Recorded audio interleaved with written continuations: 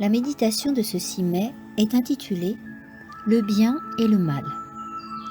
Toute écriture est inspirée de Dieu et utile pour enseigner, pour convaincre, pour redresser, pour éduquer dans la justice, afin que l'homme de Dieu soit adapté et préparé à toute œuvre bonne.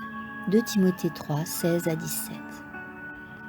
Dans la parole de Dieu se trouve tout ce qui est nécessaire pour le perfectionnement des enfants de Dieu.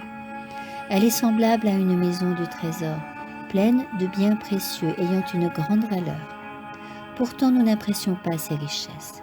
Nous n'avons pas conscience de l'importance de chercher à posséder les trésors de la vérité et de la nécessité de sonder les Écritures pour nous-mêmes. De nombreuses personnes négligent l'étude de la parole de Dieu afin de consacrer leur temps à des activités mondaines et de s'adonner à des plaisirs anodins. Oh, nous ferions mieux de rejeter tout ce qui est relatif aux choses de cette terre et d'étudier la parole de Dieu qui peut nous rendre sages en vue de la vie éternelle.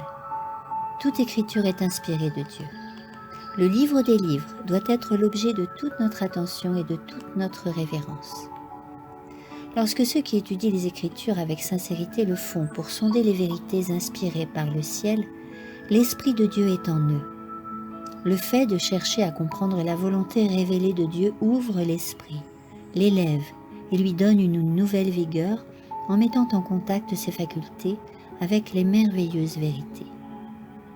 L'esprit se met au niveau des choses qui lui sont familières.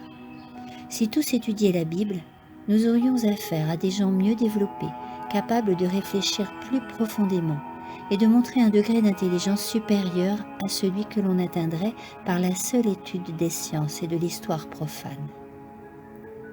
La Bible procure aux chercheurs consciencieux une discipline mentale avancée. Ses facultés mentales sont enrichies par la contemplation des choses divines.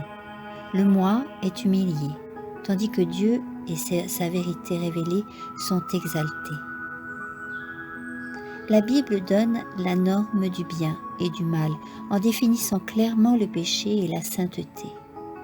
Ces principes vivants, lorsque notre vie en est tissée comme par des fils d'or, sont notre seule protection dans l'épreuve et la tentation. Amen.